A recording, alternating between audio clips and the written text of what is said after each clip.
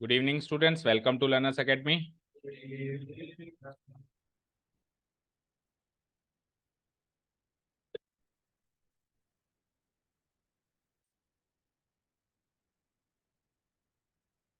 Okay, so last class में हमने verb के बारे में सीखा था।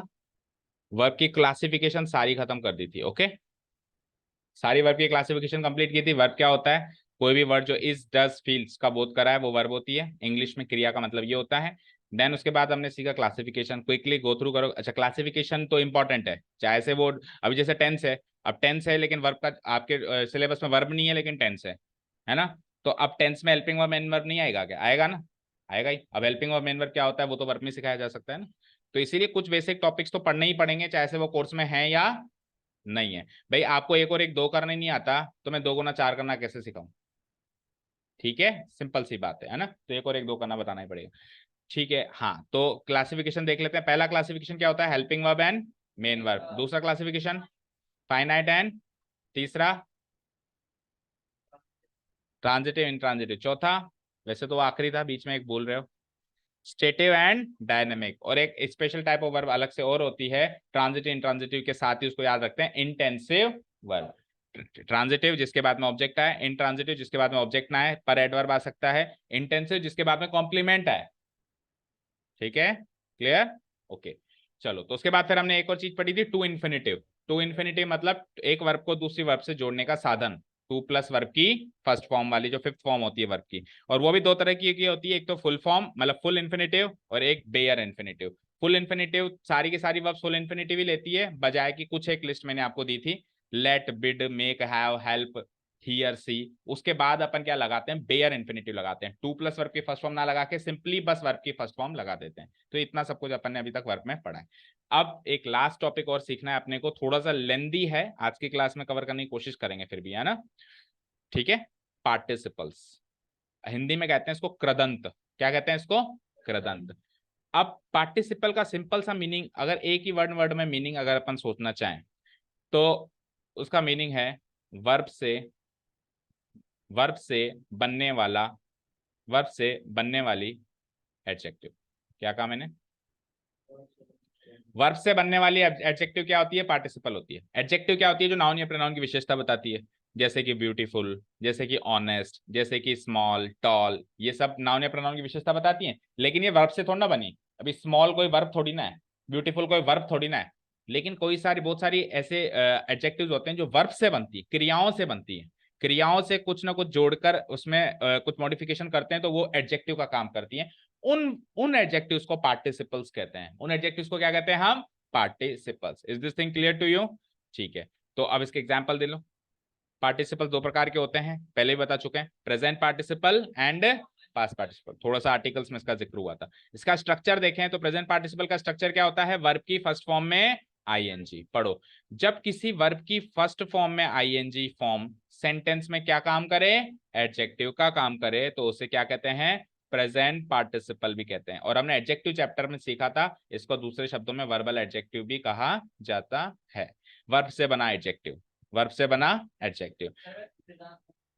कृदंत का मतलब ही ये होता है जो क्रिया से बने, क्रिया। ठीक है, क्रिया से बनने वाला। ठीक है ना, clear? Okay, next. Past participle जब किसी वर्ब की थर्ड फॉर्म सेंटेंस में एडजेक्टिव का कार्य करे। तो इसका स्ट्रक्चर हमने सीखा था ना, प्रेजेंट पार्टिसिपल का स्ट्रक्चर क्या होता है? वर्ब की फर्स्ट फॉर्म में आईएनजी। जैसे वर्ब है स्लीप, तो स्लीप की फर्स्ट फॉर्म में आईएनजी लगाया, स्लीपिंग, रनिंग, ईटिंग, डूइंग, ये सारे क्या हो जाएंगे? वर्ब की फर्स्ट फॉर्म में आईएनजी लगाने वाले स्ट्रक्चर। अगर ये सेंटेंस में एडजेक्टिव का काम करेंगे, क्या काम करेंगे? एडजेक्टिव, तो वो प्रेजेंट पार्टिसिपल कहलाएंगे। सिंपली वर्ब की थर्ड फॉर्म्स जो होती हैं, जैसे कि गो की क्या होती है? गो, वेंट, गॉन। ठीक है ना? कम की क्या होती है? कम, कैम, कम। स्लिप की क्या होती है? Sleep, slept, sleep, slapped, slapped. तो ये जो थर्ड फॉर्म होती है, तीसरी वाली फॉर्म होती है, अगर वो एडजेक्टिव का काम करे तो उसको हम क्या कहेंगे?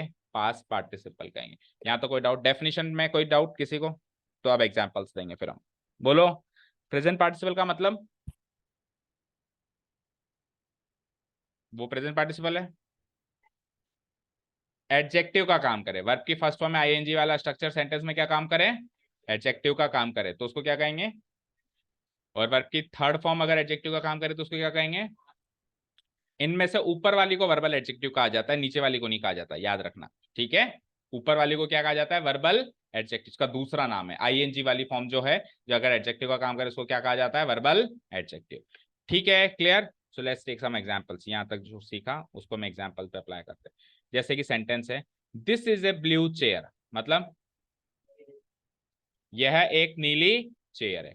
तो चेयर नाउन है, तो ब्लू उसका एडजेक्टिव हो गया, उसकी विशेषता बता रहा है। तो आप मानते हो ये जो कुर्सी है, ये कुर्सी एडजेक्टिव की है, ये जो पायदान है, ये जो पोजीशन है, किसकी है? एडजेक्टिव की है। तो उसको हटा के अगर कोई वर्ड और यहाँ पे फिक्स करूंगा तो वो भी एडजेक्टिव का काम करेगा।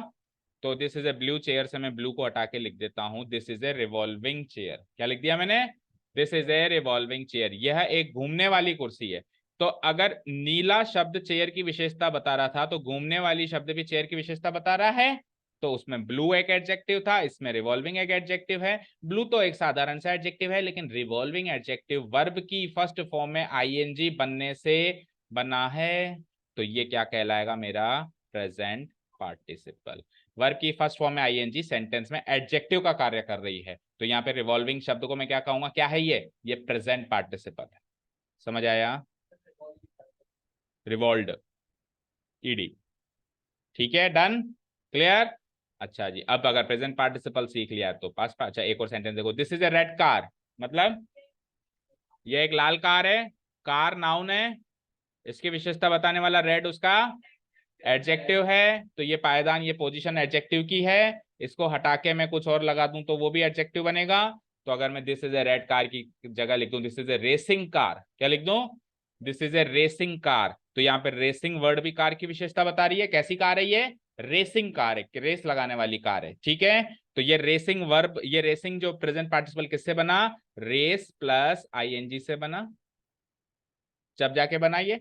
तो वर्ब की फर्स्ट फॉर्म में आईएनजी बनने से अगर कोई शब्द बन जाए और वो एडजेक्टिव का कार्य करे तो उसको क्या कहते हैं हम? Present participle. तो प्रेजेंट पार्टिसिपल के दो सेंटेंस देखे बेटा। अब आ जाओ पास्ट पार्टिसिपल। देखो आ गया है, he has a beautiful watch, मतलब उसके पास एक सुंदर सी। तो ब्यूटीफुल वॉच की विशेषता बता रहा है, तो यहाँ पे ये एडजेक्टिव हो गया। और सेकंड सेंटेंस है, he has a stolen watch. Stolen मतलब चोराई हुई। Stolen, steal, stole, stolen. Steal यानी चुराना, उसकी सेकंड फॉर्म स्टोल और थर्ड फॉर्म स्टोलन। यह एक चुराई हुई घड़ी है। तो अगर वहां पे सुंदर शब्द वॉच की विशेषता बता रहा है, तो यहाँ पे चुराया हुआ शब्द भी वॉच की विशेषता बता रहा है। कैसी घड़ी है ये? चुराई हुई घड़ी है।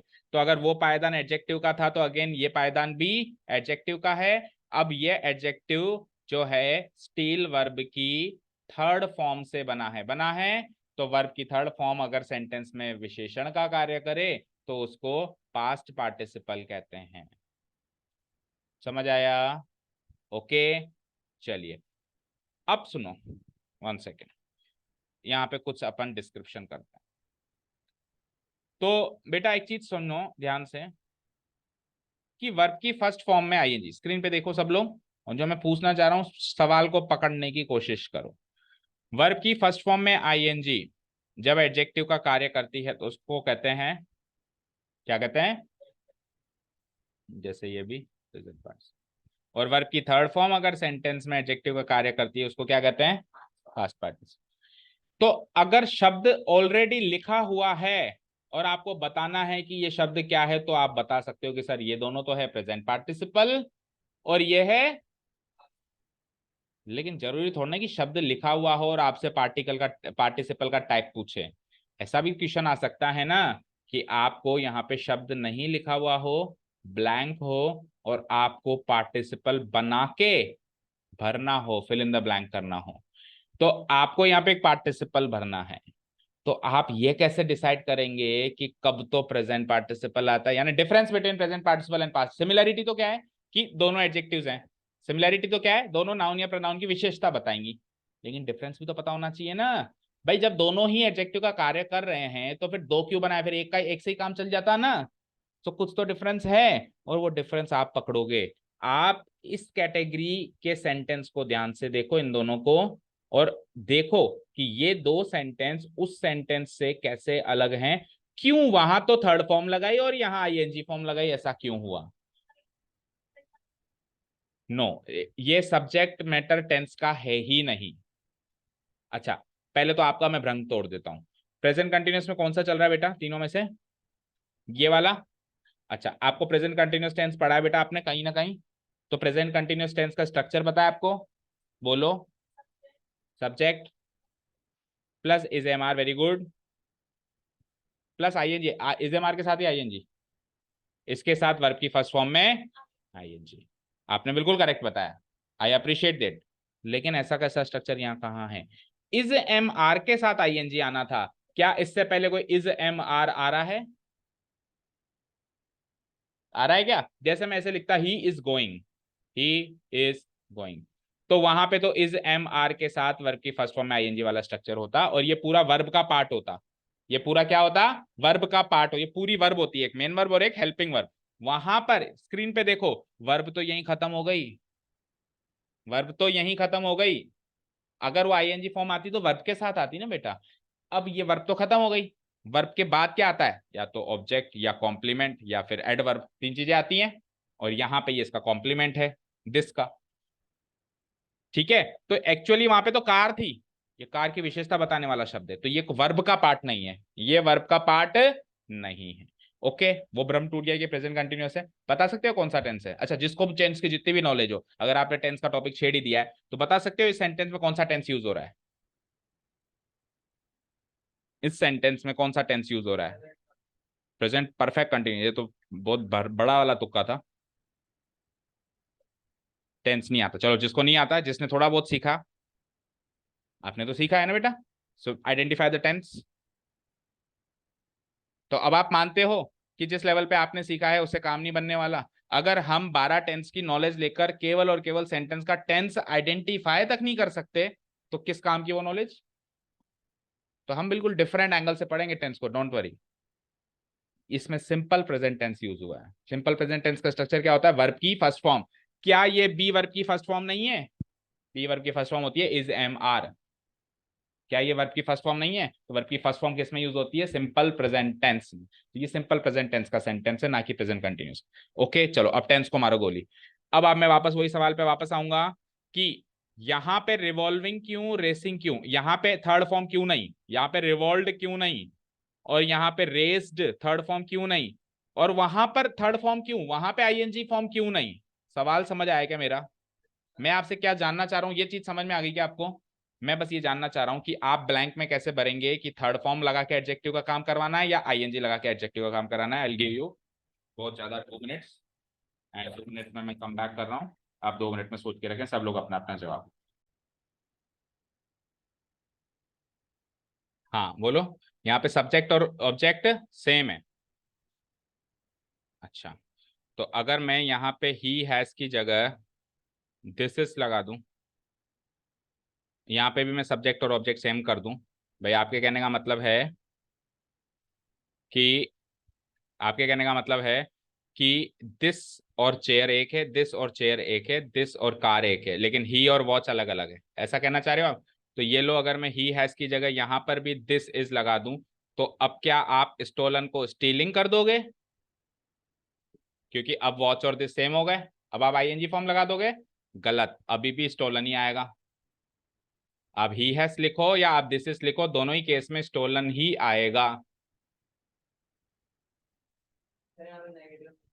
नेगेटिव मीनिंग है। सुनिए, अब ध्यान से सुनिए। देखो, जब हम टॉपिक वर्ब कर रहे हैं, एक्शन, तो एक्शन कौन कर रहा है, किस पर प्रभाव पड़ रहा है, ये बातें सोचनी पड़ती हैं। अब स्क्रीन पे देखो, यहां पे रिवॉल्विंग एक एडजेक्टिव है जो कि चेयर की विशेषता बता रही है, बता रही है। तो रिवॉल्विंग यानी घूमना, तो घूमने का एक्शन कौन कर रहा है? चेयर। यहां पे रेसिंग का एक्शन कौन कर रहा है? क्या यहाँ पे चोरी का एक्शन वॉच कर रही है क्या? वॉच तो बेचारी चोरी हुई है, वॉच ने ये एक्शन नहीं किया, वॉच पर ये एक्शन हुआ है। वॉच तो बेचारी विक्टिम है। समझ गए क्या? आपका पार्टिसिपल जिसकी विशेषता बता रहा हो, पहले तो उसको पकड़ो, फिर उससे पूछो क्या तूने ये एक्शन किया। अगर उसने वो एक्शन किया जो पार्टिसिपल के अंदर कुछ एक्शन छुपा हुआ है, कुछ वर्ब छुपी हुई है, वर्ब से बनाई है एडजेक्टिव, तो जो एक्शन उसमें छुपा हुआ है वो अगर एक्शन उस नाउन ने किया है तब तो मैं प्रेजेंट पार्टिसिपल लगाऊंगा। और उस पर हुआ है, भाई दो ही बातें होती हैं, या तो उसने एक्शन किया हो या उस पर हुआ हो। और अगर दोनों में से कोई बात नहीं है तो फिर दोनों पार्टिसिपल नहीं आएंगे, फिर क्या होगा उसके सेंटेंस में है या तो एक्शन उसने किया है या एक्शन उस पर हुआ है। तो चुराने का एक्शन वॉच ने नहीं किया, वॉच पर चुराने का एक्शन हुआ है, तो यहां पे थर्ड फॉर्म आएगी यानी कि पास्ट पार्टिसिपल यूज होगा। सो द डिफरेंस इज, पढ़ो नीचे ध्यान से क्लियर शब्दों में, प्रेजेंट पार्टिसिपल का प्रयोग हम एक्टिव सेंस में करते हैं। एक्टिव सेंस का मतलब है कि उस नाउन या प्रोनाउन के लिए करेंगे जो स्वयं एक्शन करे, लाइक चेयर ये एक्शन कर रही है, लाइक कार ये एक्शन कर रही है। जबकि पास्ट पार्टिसिपल का प्रयोग किस सेंस में होता है, पैसिव सेंस में होता है। एक्टिव पैसिव का मतलब भी तो यही होता था। एक्टिव वॉइस में हम सेंटेंस लिखते थे, दैट मीन जो एक्शन कर रहा है उस पर फोकस करते थे, और पैसिव वॉइस में सेंटेंस लिखते थे तो जिस पर एक्शन हुआ है उस पर फोकस किया जाता था। तो अगर हमारा जो जो पार्टिसिपल है वो पैसिव सेंस का है, पैसिव सेंस का मतलब उसमें जो नाउन या प्रोनाउन यूज हुआ है जिसकी वो विशेषता बता रहा है वो स्वयं एक्शन नहीं करता, उस पर कोई दूसरा एक्शन करता है। क्लियर है क्या? तो कल को अगर यहाँ पे ब्लैंक आ जाए तो अगर मैं इसको ही हैज को दिस इज भी लिख दूं तो भी, अगर मैं दिस इज लिख दूं तो भी चुराने का एक्शन वॉच थोड़ा ना करेगी, वॉच पर तो फिर भी वो एक्शन होगा, तो जब उस पर एक्शन होगा तो थर्ड फॉर्म ही आएगी। क्लियर है?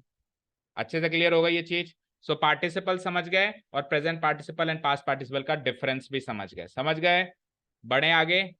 तो अगर आप डिफरेंस समझ गए तो ये कुछ सेंटेंस हैं, इनमें आप पार्टिसिपल भर के दिखाएं। मतलब दो वर्ड्स दिए हैं मैंने, उसमें से आपको सेलेक्ट करना है। अच्छा एक है ना एडजेक्टिव, पता नहीं प्रोनाउन, एडजेक्टिव वाले चैप्टर में एक लास्ट सेंटेंस था, आपको याद हो तो ऐसा, interesting parties, interested parties, common error में। ठीक है, मैंने आपको कहा था कि ये पार्टिसिपल पढ़ोगे तब समझ में आएगा ज्यादा डिटेल में, वो आ गया है। ठीक है चलो, the movie was interesting, the movie was interested. यहाँ पे मैंने प्रेजेंट पार्टिसिपल भरा है, पास्ट पार्टिसिपल आपको डिसाइड करना है कि कौन सा। ठीक है, अपना अपना आंसर याद करो फिर सारे एक साथ बताते हैं। Next, Ram is interesting in this job, Ram is interested in this job, Ram is interested. ये तो पढ़ने से भी पता चल रहा है कि राम इज इंटरेस्टेड और मूवी इज इंटरेस्टिंग, कई बार पढ़ने से पता चल जाता है लेकिन फिर भी हमको मीनिंग पता होना चाहिए। द मूवी वॉज बोरिंग या द मूवी वॉज बोर्ड, क्या बोलोगे, बोर्ड मूवी थी या बोरिंग मूवी थी? किस प्रकार का विशेषण यूज करोगे, प्रेजेंट पार्टिसिपल या past participle? Boring, okay. I have a bike damaging in an accident, I have a bike damaged in an accident। मेरे पास एक ऐसी बाइक है जो एक्सीडेंट में डैमेज हुई है, तो डैमेजिंग या डैमेज्ड, आईएनजी या third form? Third form. He passed some damaging remarks to the PM, he passed some damaged remarks to the PM, damaged third form,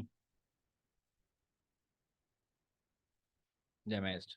next, she gave a provoking speech, she gave a provoked speech, provoked third form। okay, the audience got provoking after listening to his speech, the audience got provoked after listening to his speech। Provoke का मतलब तो समझ में आता है ना? नहीं पता? भड़काना, भड़कना या भड़काना। प्रोवोकिंग है तो भड़काना, प्रोवोक्ड है ना भड़कना, मतलब इस प्रोवोक्ड आ जाए दैट मींस एक्शन हुआ है उस पर, और प्रोवोकिंग आ जाए मतलब वो खुद एक्शन कर रहा है।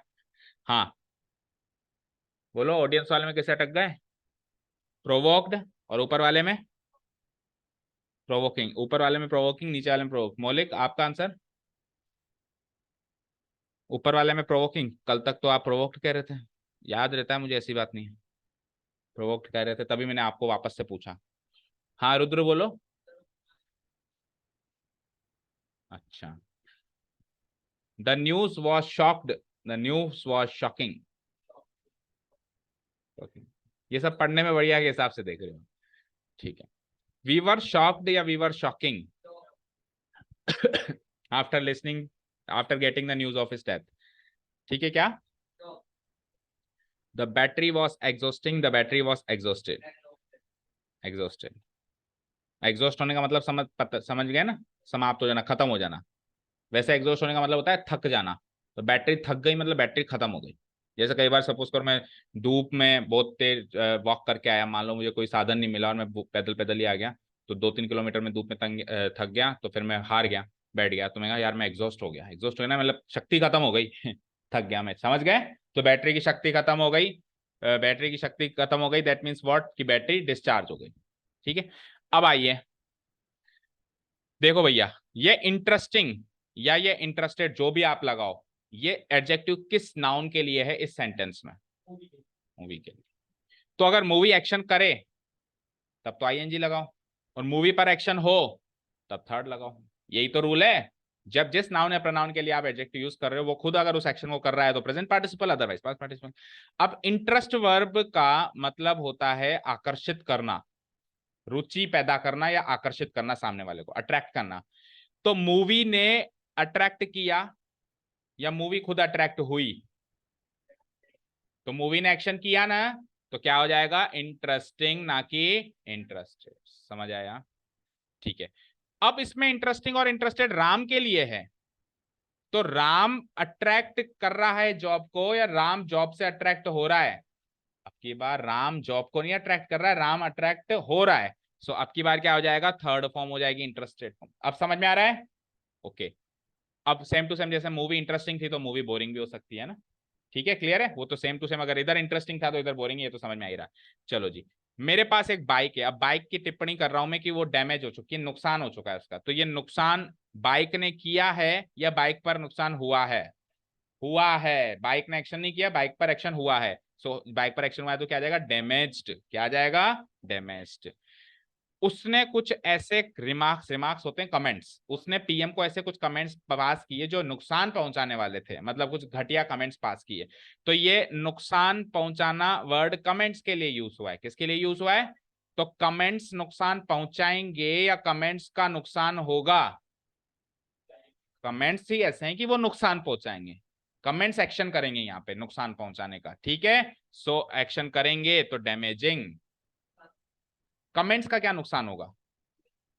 कमेंट्स को, आदमी के लिए थोड़ी ना आया है, कमेंट्स के लिए आया है ना।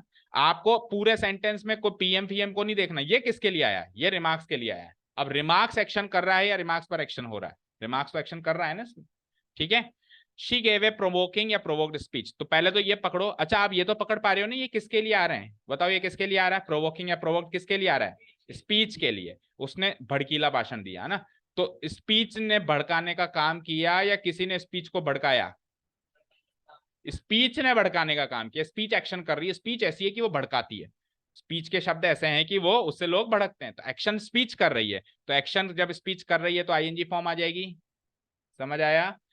ऑडियंस भड़क गई, तो अभी ये प्रोवोकिंग या प्रोवोक्ड ऑडियंस के लिए आया है।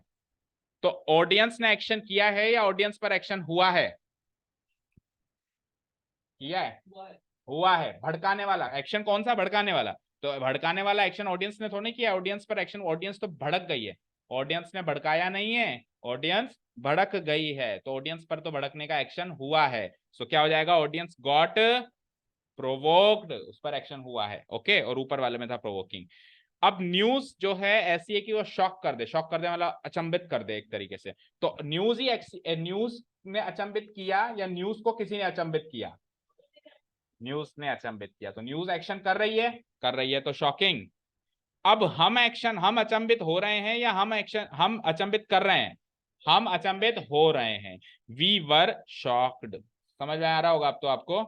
ठीक है ना, एक्शन वी पर हो रहा है यहाँ पे, वहां पे न्यूज पर एक्शन नहीं हो रहा है, वहां पे तो न्यूज एक्शन कर रही है लेकिन वी एक्शन नहीं कर रहा है, यहाँ पे वी जो है उस पर एक्शन हो रहा है।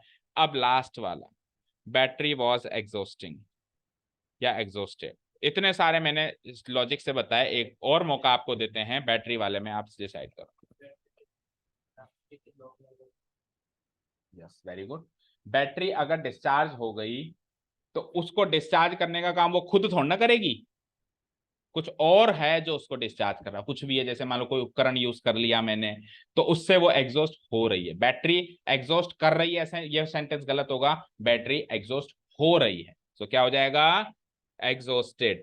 अब अगर कोई टेंस की नॉलेज से इसको सॉल्व करे तो वो बेचारा वाज या वर के साथ आईएनजी लगा देगा और वो गलत हो जाएगा। ठीक है, बट बेटा वॉज या वर्ब के साथ आईएनजी लगता है, मानता हूं, पर वो कब लगता है, जब ये पूरा वर्ब का पार्ट हो। वर्ब तो यहां खत्म हो गई।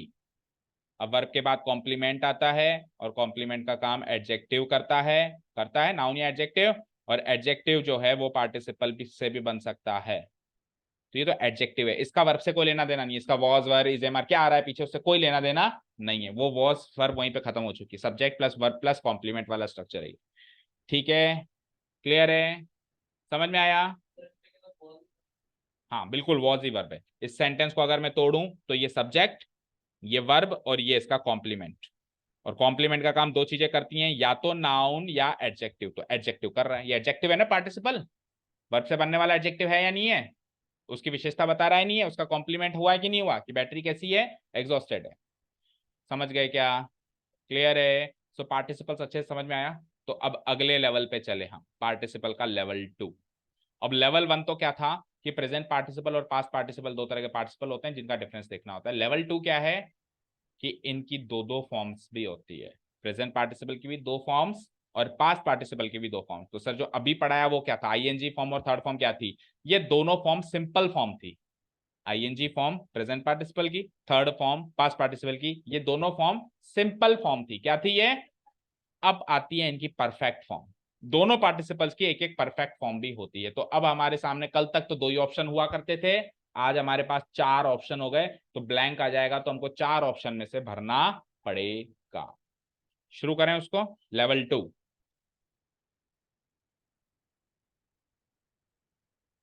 वर्ब की फर्स्ट फॉर्म में आईएनजी, वर्ब की थर्ड फॉर्म। देखो स्क्रीन पे देखो, वर्ब की फर्स्ट फॉर्म में आईएनजी, वर्ब की थर्ड फॉर्म। ये तो है बेटा सिंपल फॉर्म। ये क्या है, दोनों जो अभी अभी पढ़े सिंपल। अब आ रही है आपकी परफेक्ट फॉर्म। परफेक्ट फॉर्म पहले तो देख लो, और इन चार पार्टिसिपल्स को एक बार जल्दी से याद कर लो।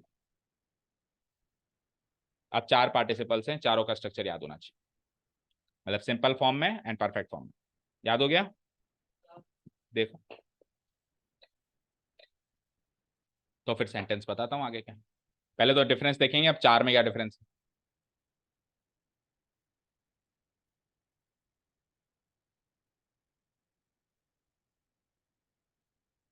हो गया,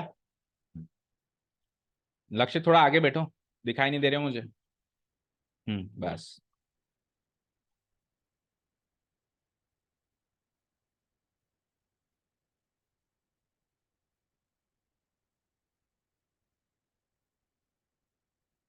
हो गया बच्चों।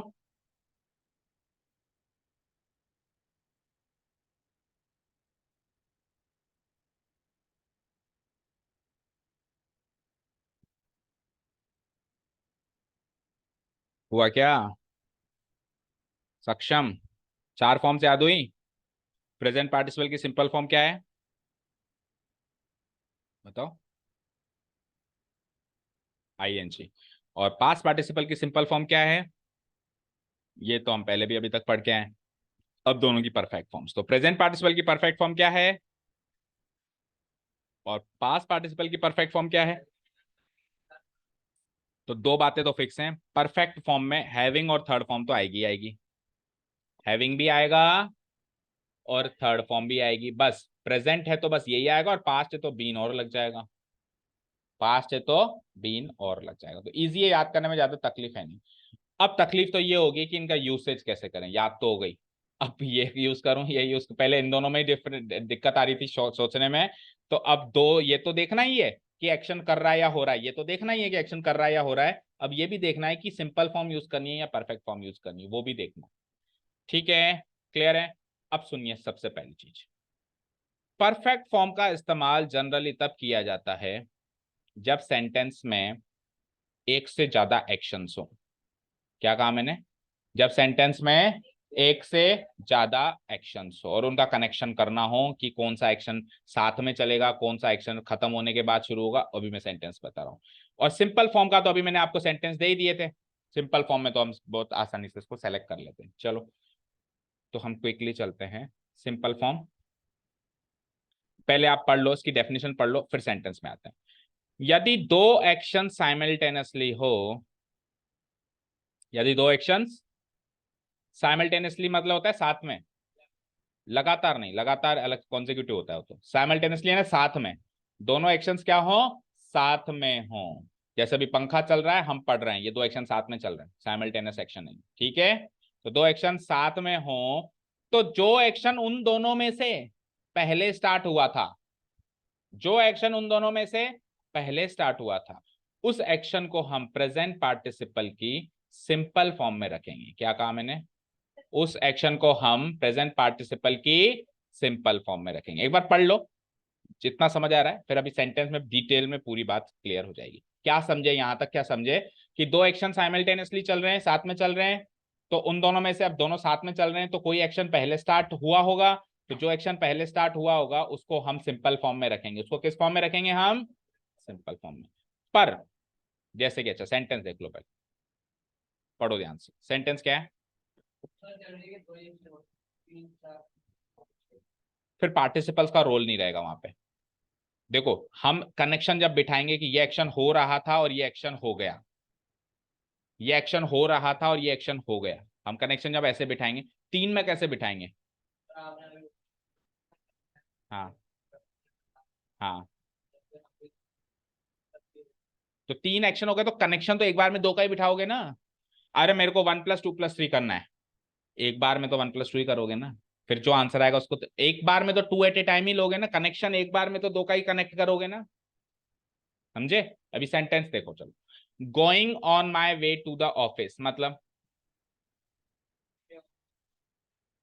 जाते हुए, मेरे ऑफिस जाने के रास्ते पर जाते हुए, I met with an accident, मैं एक एक्सीडेंट से मिला, दैट मीन्स मेरा एक एक्सीडेंट हो गया।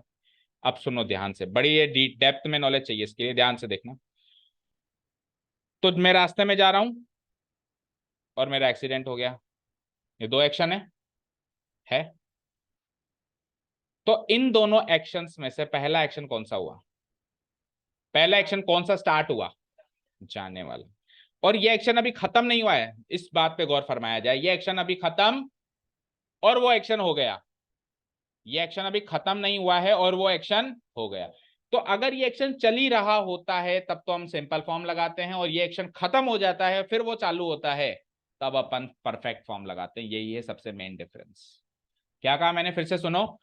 जो एक्शन पहले चालू हुआ वो अभी चल ही रहा है, वो अभी प्रोसेस में ही था कि दूसरा एक्शन भी हो गया, ऐसे सिचुएशंस में अपन सिंपल फॉर्म लगाएंगे। कौन सी फॉर्म लगाएंगे? सिंपल फॉर्म लगाएंगे। और अगर वो एक्शन जारी नहीं है, खत्म हो गया, परफेक्टली खत्म हो गया, परफेक्टली खत्म हो गया, तो फिर परफेक्ट फॉर्म। ठीक है ना? अभी ऑफिस में पहुंचा नहीं था, जाने का एक्शन चल ही रहा था और उस एक्शन के दौरान ही मेरा एक्सीडेंट हो गया। ठीक है, क्लियर है? समझ में आई क्या बात अच्छे से? अब इसका परफेक्ट फॉर्म का एग्जांपल दूं कि वो एक्शन खत्म हो जाए और उसके बाद अगला एक्शन चालू हो। फिर दोनों सेंटेंस में एक खास बात है वो भी बताएं। चलो नेक्स्ट देखो।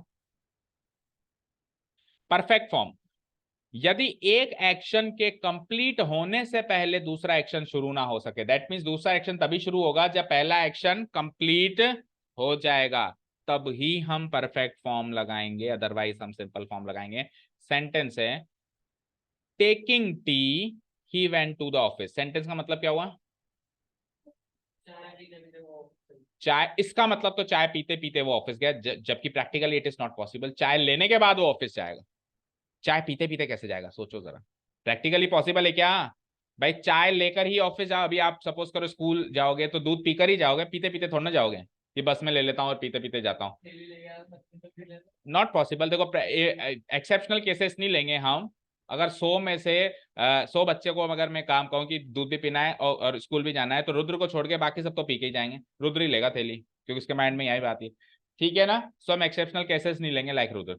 ठीक है, तो अब सुनो इधर एक्शन देखो, ये टेकिंग टी का एक्शन होना चाहिए कंप्लीट, उसके बाद ये एक्शन शुरू होगा ऑफिस जाने का, तो फिर ये गलत हो गया, इसकी परफेक्ट फॉर्म लगानी होगी। वहां तो कंटिन्यूअस मतलब सिंपल फॉर्म चलेगी क्योंकि वो एक्शन जारी था, अभी खत्म नहीं हुआ था, लेकिन यहाँ पे इस एक्शन के खत्म होने से पहले वो एक्शन शुरू नहीं किया जा सकता। रूल पढ़ो, यदि एक एक्शन के कंप्लीट होने से पहले दूसरा एक्शन शुरू ना हो तो पहला वाला एक्शन को हम परफेक्ट फॉर्म में लगाएंगे। सो टेकिंग की परफेक्ट फॉर्म क्या होगी? टेक चेक करो, हैविंग टेकन, वर्ब की थर्ड फॉर्म। हैविंग और टेक वर्ब की थर्ड फॉर्म क्या होती है? तो सेंटेंस करेक्ट बनेगा having taken tea he went to the office.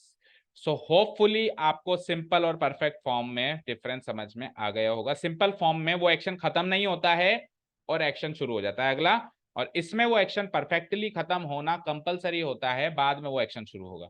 एक सेंटेंस और तो उसमें एरर निकालोगे इन दोनों पे, ठीक है। अब आप कहोगे सर अब आप प्रेजेंट और पास्ट पार्टिसिपल में डिफरेंस तो ढूंढ नहीं रहे, अब तो आप सिंपल और परफेक्ट फॉर्म में ढूंढ रहे हो।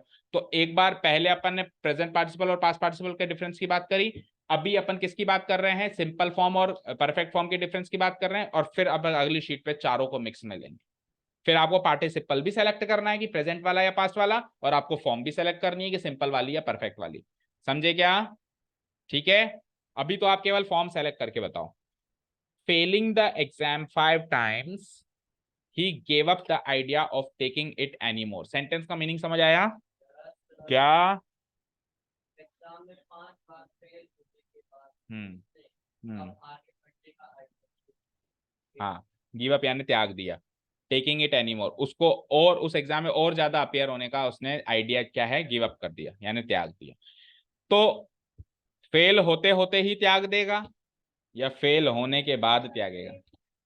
पर तबीयत से पहले 5 बार फेल होगा, ऐसा थोड़ा ना कि फेल हो ही रहा है और उसको पता है कि अब फेल तो हो ही रहा हूँ, चलो मैं अभी गिव अप कर, होते होते तो कैसे गिव अप हो सकता है? एक बार हो जाए बढ़िया अच्छे से फेल, उसके बाद ही तो आप आइडिया त्यागोगे कि भाई बस अब आगे बस की बात नहीं है। क्लियर है क्या? हाँ, 5 बार पूरा फेल हो गया, तो 5 बार फेल होते होते उसने त्याग दिया या 5 बार फेल होने के बाद उसने त्याग दिया, खुद सोचो। होने के बाद, सो ये एक्शन का परफेक्टली खत्म होना चाहिए ना अगला एक्शन स्टार्ट होने से के लिए, तो कौन सी फॉर्म आएगी, परफेक्ट फॉर्म आएगी। क्या आएगी बोलो?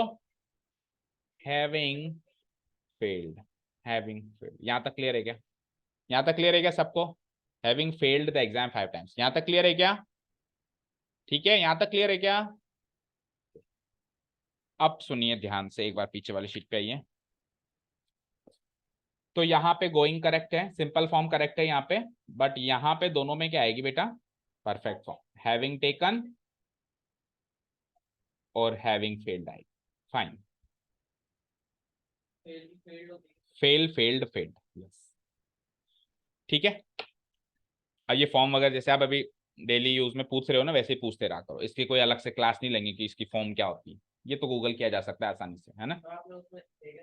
नहीं, शीट में नहीं है, उस शीट में ऐसी कोई भी चीज नहीं है जो आप गूगल कर सकते हो बड़ी आसानी से, और ऐसी कोई भी चीज नहीं है जिसपे हमको टाइम वेस्ट करना पड़े। तो ये वेस्टेज ऑफ टाइम है कि अगर हम एक क्लास 2 क्लास अलग से ले रहे हैं कि बेटा गो वेंट गोन होता है, ये 6-7 क्लासेस की बातें हैं। आप जनरली जैसा भी आपने पूछा ना सर फेल की थर्ड फॉर्म होती है, तो बस ऐसे ही पूछते रहो जिसमें भी आपको डाउट है। ठीक है, क्योंकि वर्ब्स का अंत नहीं है, मैं कितनी पढ़ा दूंगा, कितनी पढ़ा दूंगा बताओ, करोड़ों अरबों। कॉमनली यूज तो आप ऐसे भी आपको पता है, इंग्लिश मीडियम स्कूल में पढ़ने वालों को अगर कॉमनली यूज वर्ब्स का यूज करना नहीं आता तो फिर मजे वाली बात नहीं है ना, उनको भी अगर अलग से इस चीज की क्लास देनी पड़ती है तो फिर मजे वाली बात नहीं। ठीक है, आप यहाँ पे वो पढ़ो जो और कहीं नहीं पढ़ाया जाता। समझ गए क्या? क्लियर है? ओके। हाँ जी, हैविंग टेकन हैविंग फेल्ड, यहाँ तक क्लियर है। और आपको अगर कोई छोटा मोटा डाउट हो तो मैं कभी मना नहीं कर, जैसे आपने कहा कि रिवॉल्व की भी पूछी आपने थर्ड फॉर्म, तो मैं बता दी रिवॉल्व, उस पर मैं फ्रस्ट्रेट नहीं होगा, डोंट वरी। ओके। अब सुनिए, तो सिंपल और परफेक्ट फॉर्म में डिफरेंस समझ में आ गया आपको, आ गया? अब लगे यार बात करते हैं प्रेजेंट पार्टिसिपल और पास्ट पार्टिसिपल का डिफरेंस भी तो देखना पड़ेगा। तो सर कल तक तो आप ये कह रहे थे कि एक्शन कर रहा है तो प्रेजेंट पार्टिसिपल और एक्शन हो रहा है उस पर तो पास्ट पार्टिसिपल, तो वो बात आपने यहां पे कहां चेक करी?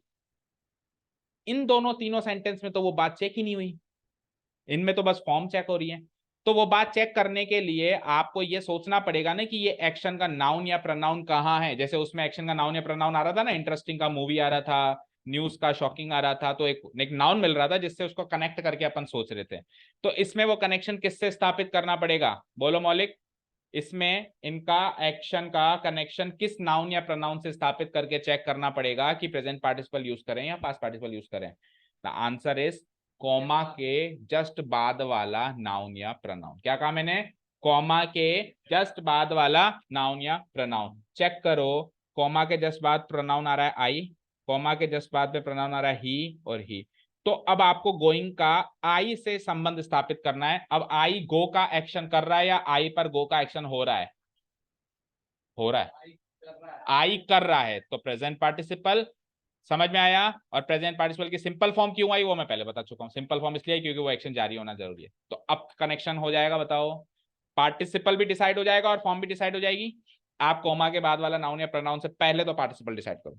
कि प्रेजेंट पार्टिसिपल या पास्ट पार्टिसिपल, वो नाउन या प्रोनाउन एक्शन करे तब तो प्रेजेंट पार्टिसिपल, वो नाउन या प्रोनाउन पर एक्शन हो तो पास्ट पार्टिसिपल। फिर आप फॉर्म डिसाइड करो सिंपल फॉर्म या परफेक्ट। ये एक्शन होने के बाद वो एक्शन शुरू होते होते हो जाए, मतलब कंटिन्यूस फॉर्म में तो सिंपल फॉर्म, और अगर ये खत्म होने के बाद वो हो तो पास परफेक्ट फॉर्म। तो अब चारों पार्टिसिपल्स में से डिसाइड करना आ गया आपको, समझ में आई बात, क्लियर है? ठीक है, तो अब आ जाओ नेक्स्ट शीट पे।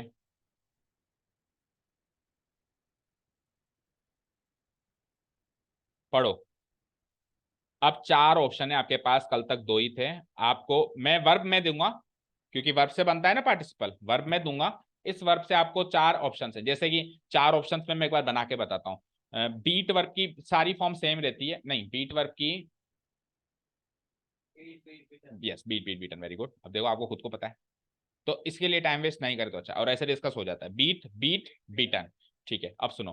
तो बीट वर्ब की अगर मैं प्रेजेंट पार्टिसिपल की सिंपल फॉर्म बनाऊं तो क्या बनेगी? बीटिंग, आईएनजी फॉर्म बन जाएगी, बोलो। प्रेजेंट पार्टिसिपल की, प्रेजेंट पार्टिसिपल की सिंपल फॉर्म। और प्रेजेंट पार्टिसिपल की परफेक्ट फॉर्म बनाऊं तो क्या बनेगी? हैविंग बीटन, यही बनेगी, बताओ। अगर मैं पास्ट पार्टिसिपल की सिंपल फॉर्म बनाऊं तो क्या बनेगी? सिंपली थर्ड फॉर्म यानी कि बीटन। और पास्ट पार्टिसिपल की अगर मैं परफेक्ट फॉर्म बनाऊं तो क्या होती थी? Having plus been plus third form, तो हैविंग बीन बीटन। तो इस तरीके से सारे सेंटेंस में एक्शन में दूंगा, चार पार्टिसिपल की फॉर्म आपको बनानी भी आनी चाहिए, और उनमें से सेलेक्ट कौन सी होगी ये भी आपको सोचना आना चाहिए। ठीक है, क्लियर है क्या? ये दो फॉर्म्स तो हैं प्रेजेंट पार्टिसिपल की, सिंपल और परफेक्ट फॉर्म्स। किसकी है ये? प्रेजेंट पार्टिसिपल की simple form and perfect form, okay. और ये दो फॉर्म्स हैं पास्ट पार्टिसिपल की सिंपल और perfect form. Is this thing clear to you? चलो जी, चारों में से डिसाइड करो। और ऐसे मत कहना कि सेंटेंस पढ़ने में अच्छा लग रहा है, अब आपको लॉजिक्स पता है सारे, तो अब आप ऐसे नहीं कहेंगे पहले वाली शीट में आपने तुक्के से बताया, पढ़ पढ़ के देखा, क्योंकि वहां तक आपको रूल्स नहीं पता थे, अभी आपको चारों पार्टिसिपल्स के रूल्स पता है, okay.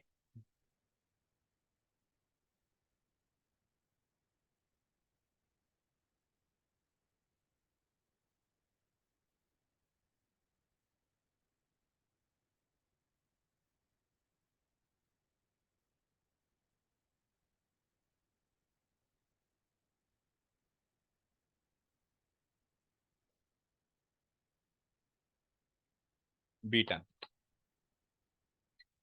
Okay. Rudra will explain beaten क्यों। एक्शन तो खत्म हो गया, पिट चुका है, उसके बाद कंप्लेन करेगा तो परफेक्ट फॉर्म तो आएगी, लेकिन परफेक्ट फॉर्म आपने बेटा किसकी चूज करी है? पास्ट पार्टिसिपल की चूज नहीं, परफेक्ट फॉर्म कहाँ चूज करी है आपने? तो परफेक्ट फॉर्म चूज ही नहीं करी। बीटन तो सिंपल फॉर्म है, तो आप बोल सही रहे हो, लेकिन आप फॉर्म अभी भी गलत यूज कर रहे हो। परफेक्ट फॉर्म कौन सी है? सिंपल फॉर्म है बीटिंग और बीटन। और परफेक्ट फॉर्म कौन सी है? हैविंग बीटन या हैविंग बीन बीटन।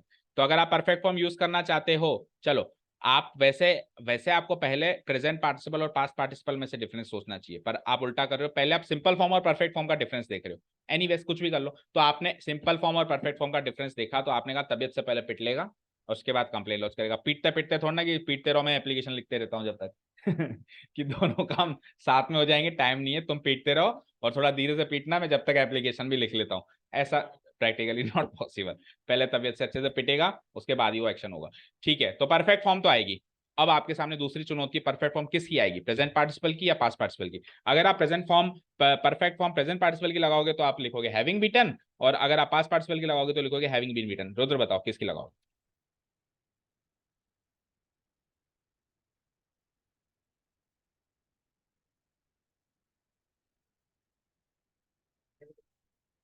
किसकी? प्रेजेंट पार्टिसिपल की।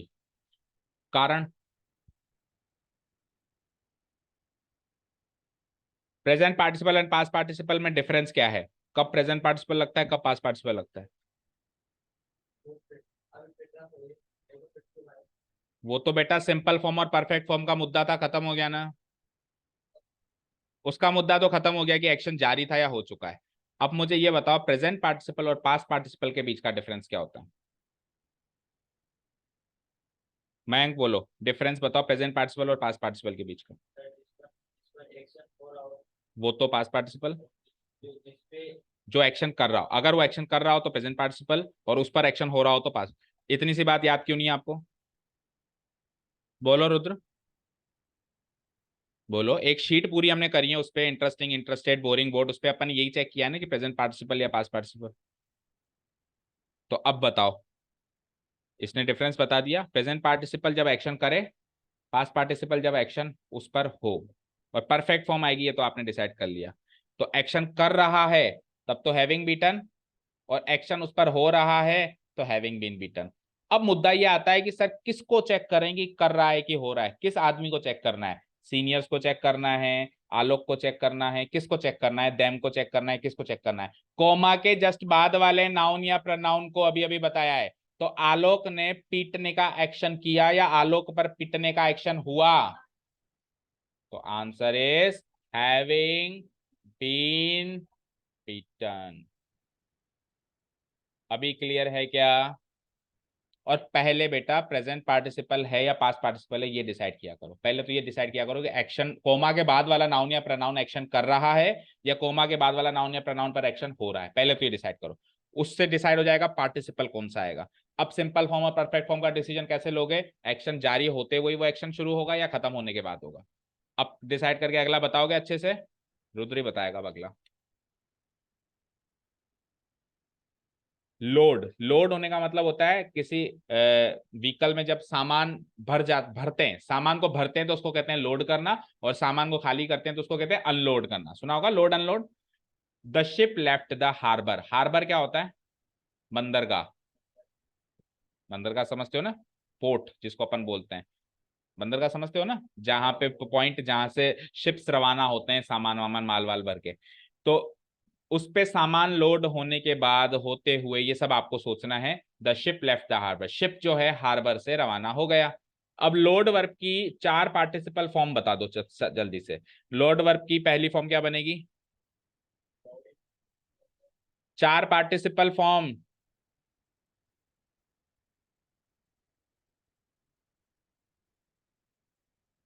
चार पार्टिसिपल कौन कौन से होते हैं?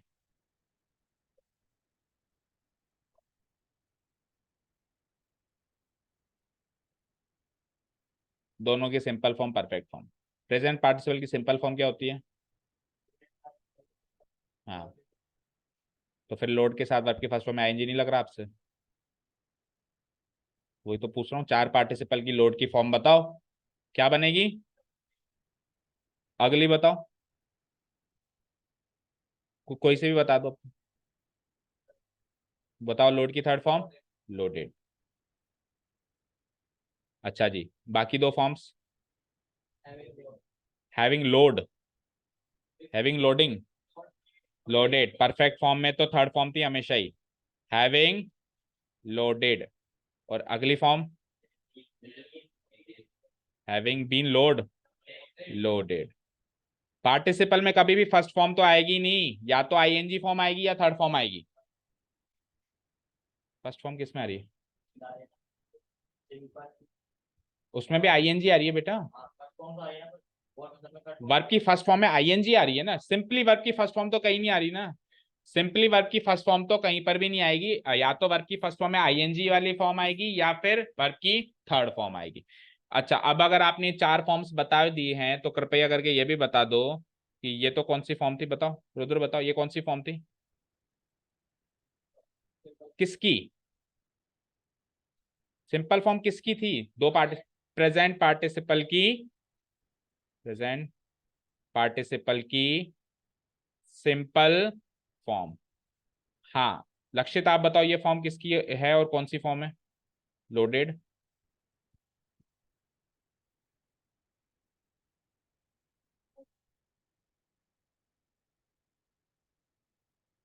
सक्षम आप बताओ कि कौन सी फॉर्म? पास्ट पार्टिसिपल की कौन सी फॉर्म है?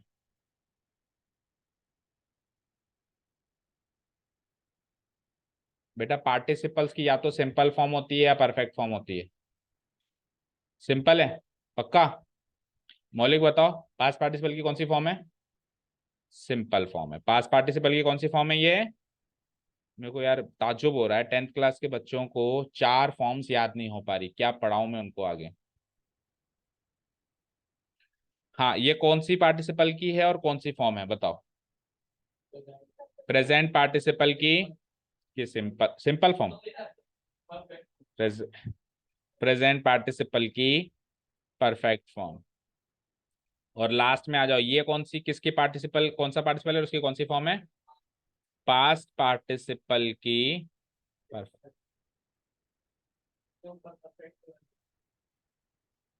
तो मैंने गलत रख रखा है, सिंपल है वो। हाँ, ये क्या हो जाएगी, परफेक्ट।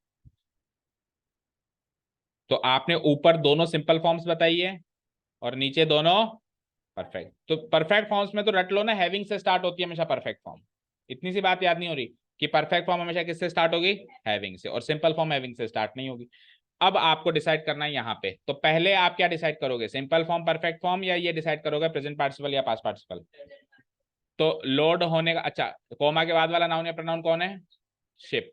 तो शिप ये एक्शन करेगी या शिप पर ये एक्शन होगा, शिप थोड़ा ना लोड करेगी, शिप तो लोड होगी, शिप लोड करे। तो जब एक्शन होगा तो कौन सा पार्टिसिपल होगा, पास्ट पार्टिसिपल होगा। अब पास्ट पार्टिसिपल कौन कौन से हैं इसमें, एक तो ये है और एक ये है। अब ये सिंपल फॉर्म में है और ये परफेक्ट फॉर्म में, तो सिंपल फॉर्म या परफेक्ट फॉर्म, परफेक्ट फॉर्म, क्योंकि एक्शन हो जाएगा तभी तो जो है शिप रवाना होगी। लोड होने का एक्शन कंप्लीट हो जाएगा उसके बाद ही तो शिप रवाना होगी, या लोड होते होते ही रवाना हो जाएगी।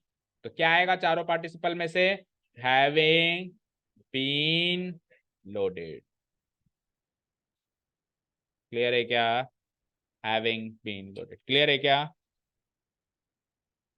ये बता दो कृपया करके। पहले तो रीच वर्ब से 4 पार्टिसिपल्स बना दो। पहला पार्टिसिपल मौलिक बनाएगा, रीच से पहला पार्टिसिपल बनाओ। क्या, तेज बोलो थोड़ा। रीचिंग। और आप बनाने के बाद ये भी बताओगे कि ये कौन से पार्टिसिपल की बनाई है और कौन सी फॉर्म बताइए बनाइए, कौन से पार्टिसिपल की कौन सी फॉर्म है। प्रेजेंट पार्टिसिपल की पीआर लिख देता हूं मैं शॉर्ट में, कास्ट को पीएस लिख दूंगा। प्रेजेंट पार्टिसिपल की कौन सी फॉर्म है, सिंपल फॉर्म है, ठीक है, ओके फाइन। अगली फॉर्म बनाओ, पहले फॉर्म तो बनाओ। रीच्ड, ये आपने कौन से पार्टिसिपल की बनाई है और कौन सी फॉर्म बनाई है, कृपया करके बताओ ऑडियंस को। ये आपने पास्ट पार्टिसिपल की सिंपल फॉर्म बनाई है। अगली फॉर्म बनाओ मयंक, हैविंग रीच्ड, ये आपने कौन से पार्टिसिपल की कौन सी फॉर्म बना दी, बोलो। कौन से पार्टिसिपल की है, प्रेजेंट पार्टिसिपल की या पास्ट पार्टिसिपल की, प्रेजेंट पार्टिसिपल की है, और कौन सी फॉर्म है, परफेक्ट। प्रेजेंट पार्टिसिपल की परफेक्ट फॉर्म है, प्रेजेंट पार्टिसिपल की परफेक्ट। चौथी फॉर्म बनाओ सक्षम, reach verb, having been reached, और ये कौन से पार्टिसिपल की फॉर्म है और कौन सी फॉर्म है वो भी बताओ। पास्ट पार्टिसिपल की कौन सी फॉर्म है, परफेक्ट, तो पास्ट पार्टिसिपल की परफेक्ट। तो पहली चुनौती तो ये होगी, चारों फॉर्म्स आपके माइंड में बन जानी चाहिए जैसे ही पार्टिसिपल भरने का क्वेश्चन आ जाए। अब इनमें से भरनी कौन सी है, ये है सबसे बड़ी चुनौती। तो आप अपनी अप्रोच डिसाइड करो पहले तो, कि सिंपल फॉर्म परफेक्ट फॉर्म का डिफरेंस पहले देखना चाहोगे या प्रेजेंट पार्टिसिपल और पास्ट पार्टिसिपल का डिफरेंस पहले देखना चाहोगे। प्रेजेंट पार्टिसिपल और पास्ट पार्टिसिपल अपनी अपनी अप्रोच है, अगर आप चाहो तो उससे भी देख सकते हो, उससे भी देख सकते हो। तो प्रेजेंट पार्टिसिपल पास्ट पार्टिसिपल का डिफरेंस देखें या सिंपल फॉर्म या परफेक्ट फॉर्म का डिफरेंस देखें। प्रेजेंट पार्टिसिपल पास्ट पार्टिसिपल, तो उसका डिफरेंस होता क्या है, कैसे देखते हैं उसका डिफरेंस, वो एक्शन कर रहा है या हो रहा है, वो एक्शन कर रहा है या हो रहा है, बोलो मेरे साथ में। प्रेजेंट पार्टिसिपल पास्ट पार्टिसिपल का डिफरेंस कैसे देखते हैं, वो नाउन या प्रोनाउन एक्शन कर रहा है या वो नाउन या प्रोनाउन उस पर एक्शन हो रहा है। कौन सा नाउन या प्रोनाउन, कोमा के जस्ट बाद वाला, चेक करो कोमा के जस्ट बाद वाला कौन सा नाउन या प्रोनाउन है, यू। तो यू ने रीच का एक्शन किया या यू पर रीच का एक्शन हुआ, यू जब स्टेशन पे पहुंचा रीच का एक्शन किया तब वो टिकट खरीदेगा ना, यू मतलब आप। भाई आपको कोई ऐसे कह रहा है कि स्टेशन पहुंचने के बाद आप न्यू दिल्ली का टिकट खरीद सकते हैं, you can buy A ticket for new Delhi. तो आपको ही एक्शन करना पड़ेगा ना पहुंचने का तो, ठीक है ना। सो यू एक्शन कर रहा है, तो प्रेजेंट पार्टिसिपल सेलेक्ट हुआ या पास्ट पार्टिसिपल सेलेक्ट हुआ? प्रेजेंट पार्टिसिपल सेलेक्ट हुआ। तो प्रेजेंट पार्टिसिपल के हिसाब से दो यहां पर मुझे पार्टिसिपल्स दिख रहे हैं, एक तो ये सिंपल फॉर्म वाला और ये परफेक्ट फॉर्म वाला। अब सिंपल फॉर्म और परफेक्ट फॉर्म का डिफरेंस कैसे देखा जाता है?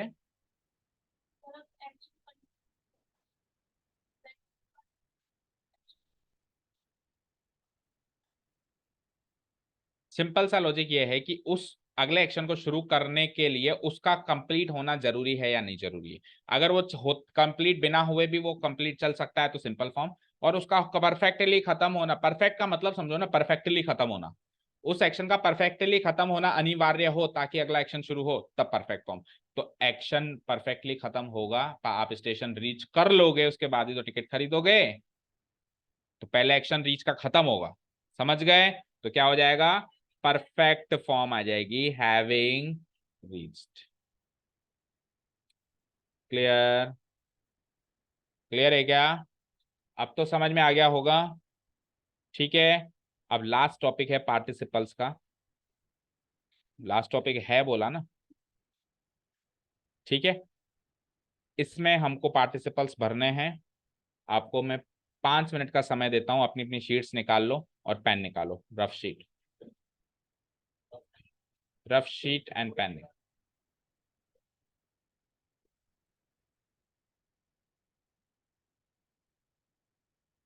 ओके, देखो पहले वाले में तो आपको भरना है, पहले वाले में तो आपको भरना है और बाकियों में आपको कॉमन एरर है चेक करना है, और ये आखिरी शीट है पार्टिसिपल की, देन वी आर डन।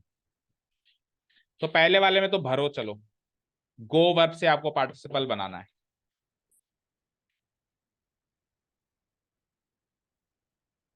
हाँ, गो वर्ब से आपको पार्टिसिपल बन, गोइंग, ये तो हमने कर ही लिया था, ठीक है ना।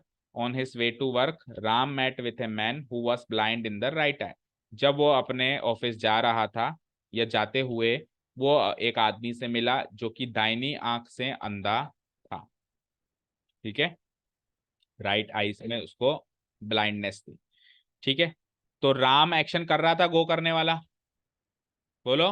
राम एक्शन कर रहा था, कर रहा था तो फिर प्रेजेंट पार्टिसिपल आ जाएगा, और एक्शन खत्म होना जरूरी नहीं है, उससे पहले ही वो आदमी से मिल सकता है, तो फिर सिंपल फॉर्म आनी जरूरी है। तो प्रेजेंट फॉर्म की, प्रेजेंट पार्टिसिपल की सिंपल फॉर्म होती है आईएनजी वाली फॉर्म। सो क्या हो जाएगा, ये तो गोइंग, ठीक है। अब बाकी के सेंटेंसेस में आपको ये walking, waiting, lying, entering, grazing, being, having Ryzen, ये अगर सही लग रहे हैं तो कह दो नो एरर, और अगर गलत लग रहे हैं तो इन पार्टिसिपल को करेक्ट कर दो, इनकी जगह करेक्ट पार्टिसिपल यूज करो। 5 मिनट है, सब लोग अपना अपना करेंगे, अपने अपनी शीट पे अपने अपने आंसर्स नोट कर लेंगे।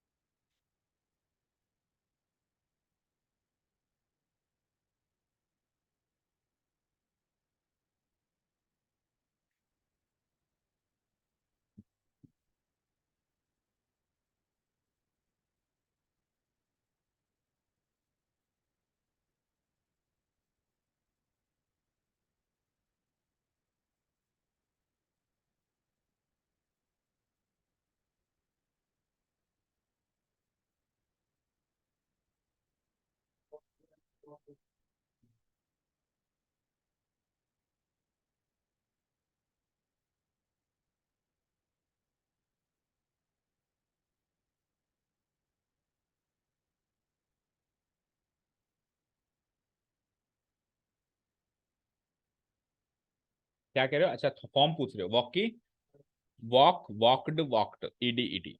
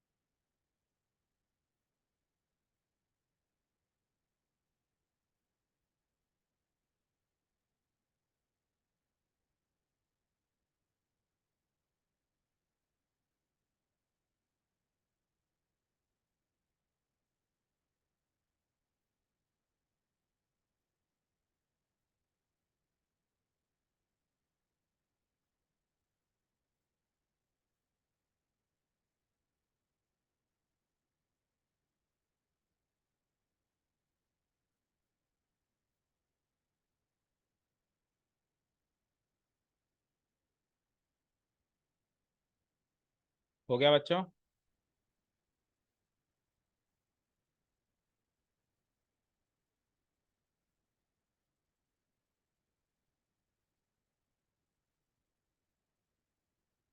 हेलो। हाँ भैया। ट्राई तो करो। किसकी? बीइंग। देखो बेटा, बी वर्ब की सारी फॉर्म्स चाहो तो कहीं लिख लो, क्योंकि मैं कई बार बता चुका हूं, पर पता नहीं क्यों आप भूल जाते हो। बी वर्ब की फर्स्ट फॉर्म होती है इज एम आर। इज या फिर एम या फिर आर, ये तो होती है इसकी फर्स्ट फॉर्म। ठीक है। बी वर्ब की सेकंड फॉर्म होती है वॉज या वर। बी वर्ब की थर्ड फॉर्म होती है बीन। और पांच फॉर्म्स होती है ना, जैसे आईएनजी वाली फॉर्म होती है बीइंग, और टू इन्फिनिटिव वाली फॉर्म होती है टू बी। और हर एक वर्ब की पांच फॉर्म्स होती हैं, तो ये इसकी पांच फॉर्म्स है। ठीक है। आप चाहो तो कहीं लिख लो, क्योंकि आप बहुत बार पूछते हो ये चीज।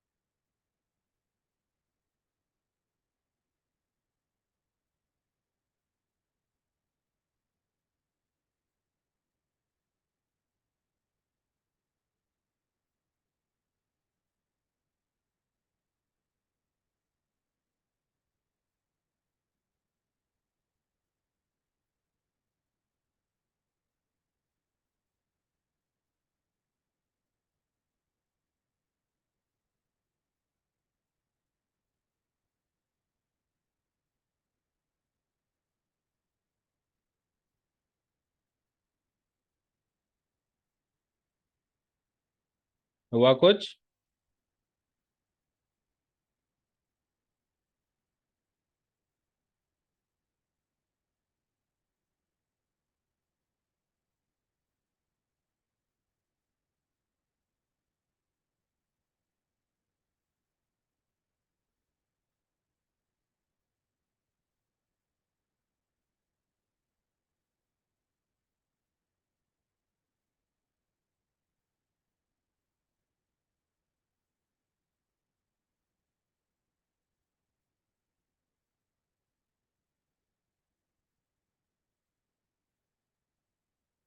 करेंगे शुरू?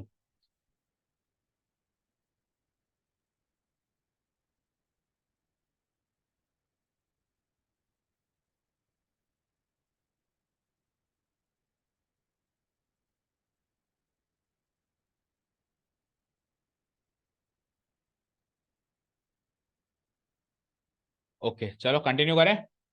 अपने अपने आंसर्स लिख लिए सबने? पहले को तो अपन ने भर ही दिया है, गोइंग आएगा। पहला तो एक प्रैक्टिस के लिए था।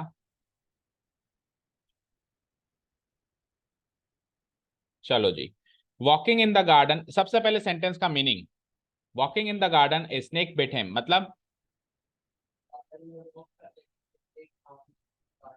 वेरी गुड, गार्डन में वॉक करते करते एक मीनिंग निकाल लिया आपने, अच्छी बात है। अब मुझे एक चीज बताओ कि वॉक वर्ब की कौन सी पार्टिसिपल की कौन सी फॉर्म यूज हुई है यहाँ पे अभी? तो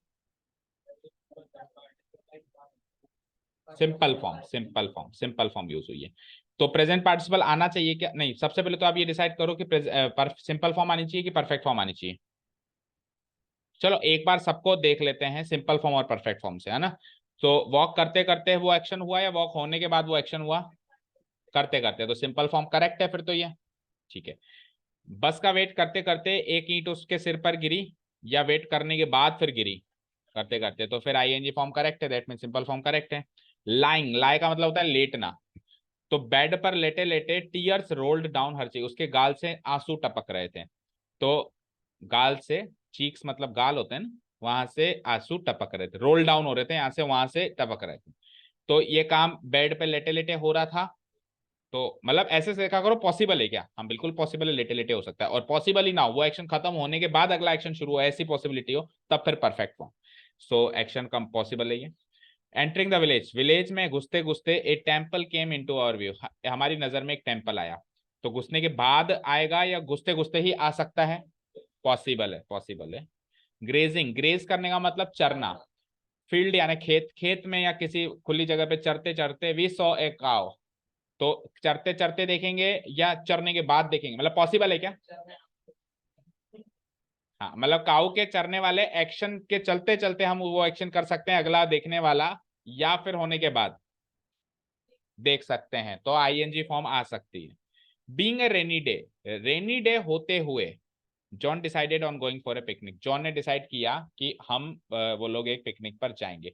तो रेनी डे हो चुका था उसके बाद डिसाइड करेंगे, या रेनी डे हो ही रहा था, मतलब चल रहा था, अभी एक्शन चल रहा था होने का, कर सकते हैं ना, पॉसिबल है। ठीक है। हैविंग राइजन द सन, सन के उगने के, अब हैविंग राइजन लिखा है इसने, परफेक्ट फॉर्म लगाइए। तो ये एक्शन होने के बाद वो एक्शन होगा क्या? द फॉग डिसअपियर, डिसअपियर मतलब खत्म, फॉग मतलब समझते हो क्या होता है? हिंदुस्तान में फॉग ही चल रहा है अभी, है ना। फॉग मतलब धुंध, कोहरा, ठीक है ना। तो कोहरा जो है डिसअपियर हो गया, गायब हो गया, तो धूप निकलने के बाद गायब होगा ना।